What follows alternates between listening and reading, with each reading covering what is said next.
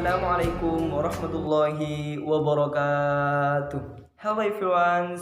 Are you all okay today? I hope you are fine this time. In this moment you meet me, Mahruz Soleh. Saya akan mengajak kalian untuk kembali mengingat pelajaran-pelajaran di sekolah kita masing-masing. Karena sesuai dengan yang kita ketahui bersama bahwasanya bumi kita pada saat ini sedang mengalami musibah yang sangat besar sehingga itu berpengaruh kepada dunia pendidikan kita. Dan itu terbukti beberapa minggu ini telah kita laksanakan kuliah di rumah kita masing-masing tanpa bertatap muka langsung dengan guru kita. Namun tidak perlu khawatir karena belajar itu tidak mengenal tempat dan mengenal waktu. Di rumah pun kita masih mampu untuk belajar. Salah satunya menonton video presentasi seperti yang Anda saksikan pada kesempatan kali ini. Di video presentasi kali ini kita akan ditemani langsung oleh 3 pemateri kita.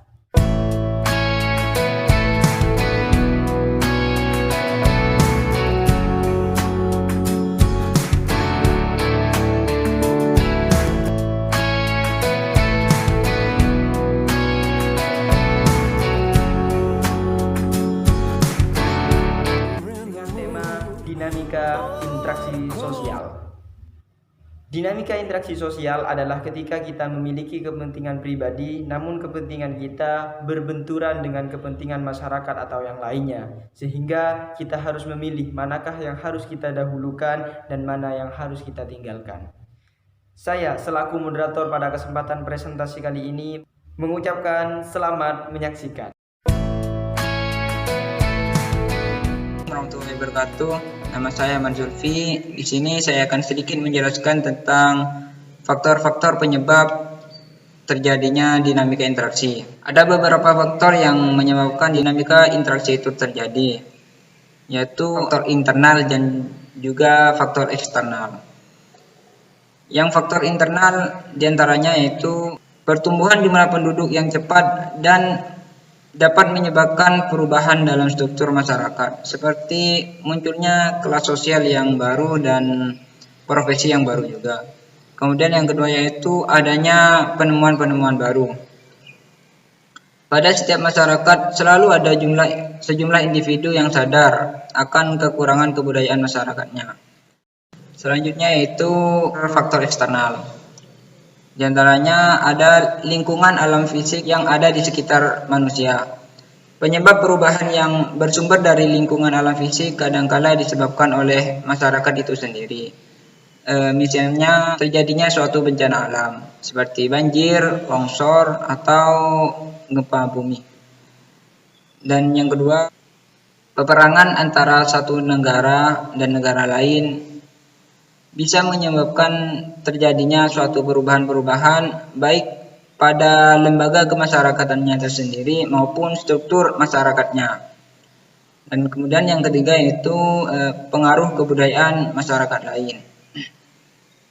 Di zaman yang semakin terbuka seperti ini, tidak ada negara atau suatu masyarakat yang menutupi dirinya dari interaksi dengan bangsa atau masyarakat lain. Interaksi yang dilakukan antara dua masyarakat atau bangsa mempunyai kecenderungan untuk menimbulkan pengaruh timbal balik kepada suatu masyarakat sendiri. Mungkin hanya ini yang bisa saya sampaikan. Terima kasih. Assalamualaikum warahmatullahi wabarakatuh. Perkenalkan, nama saya Farida Windari dari Prodi Pendidikan Bahasa Inggris. Saya ingin menjelaskan tentang dinamika interaksi sosial. Dilema antara kepentingan individu dan kepentingan masyarakat. Kondisi ketidakselarasan atau terjadinya benturan antara kepentingan pribadi dan kepentingan umum. Seperti saat ini Indonesia, yaitu bisa dikatakan akan terjadi krisis ekonomi karena tidak bisa berinteraksi sosial.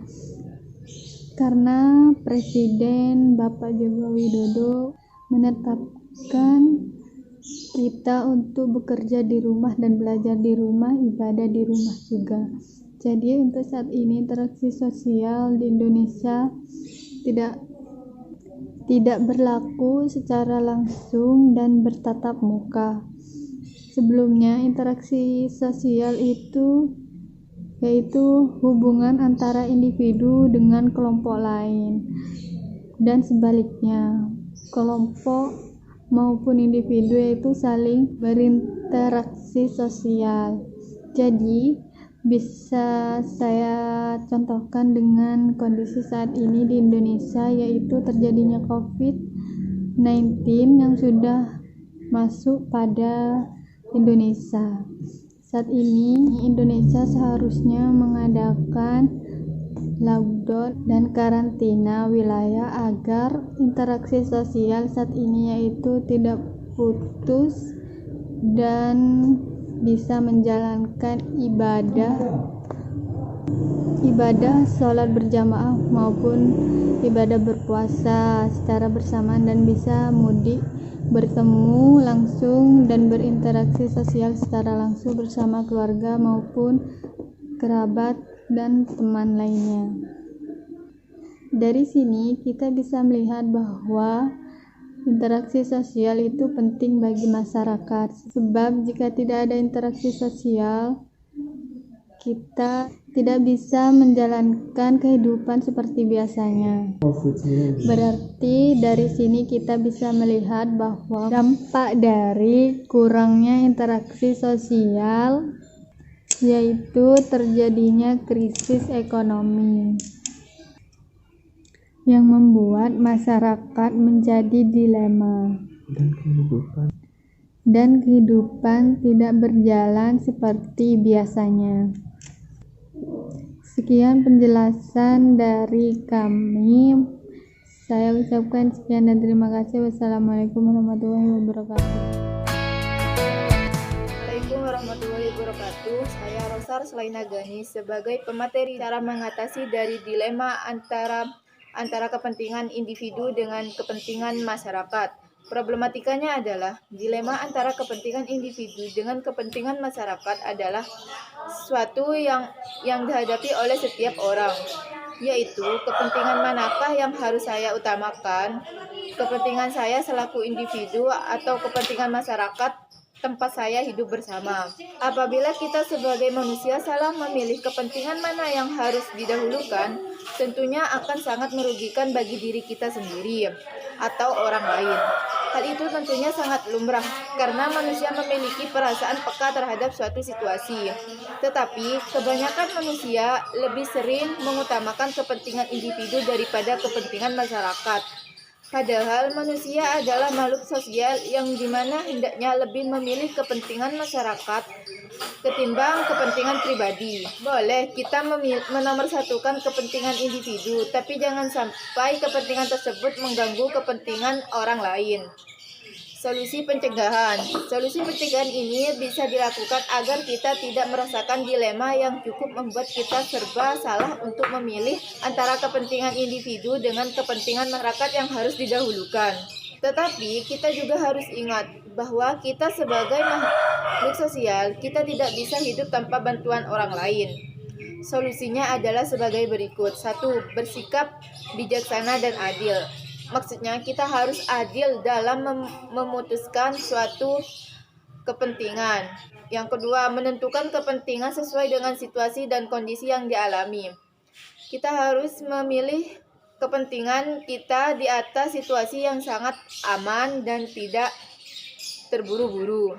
Yang ketiga, memahami dan menerapkan konsep Pancasila di kehidupan sehari-hari. Maksudnya yaitu kita harus menerapkan 5 sila dasar Pancasila dalam kehidupan kita sehari-hari. Solusi mengatasi ini bisa kita lakukan pada saat kita sedang merasakan dilema antara memilih kepentingan individu atau kepentingan masyarakat. Solusinya adalah sebagai berikut. 1. Menenangkan pikiran yang mempelajari hal apa yang didilemakan. Maksudnya kita harus menenangkan pikiran kita supaya kita tidak terbawa emosi dan salah memilih kepentingan tersebut.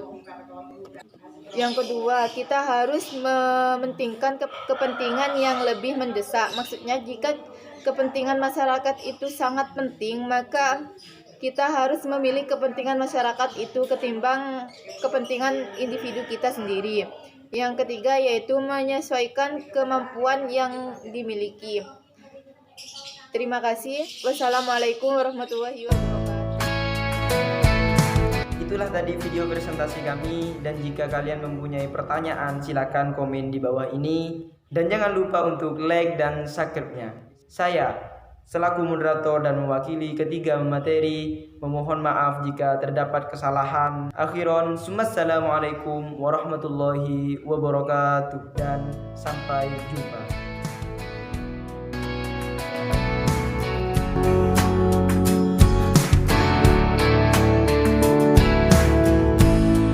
Letting loose, is that your head?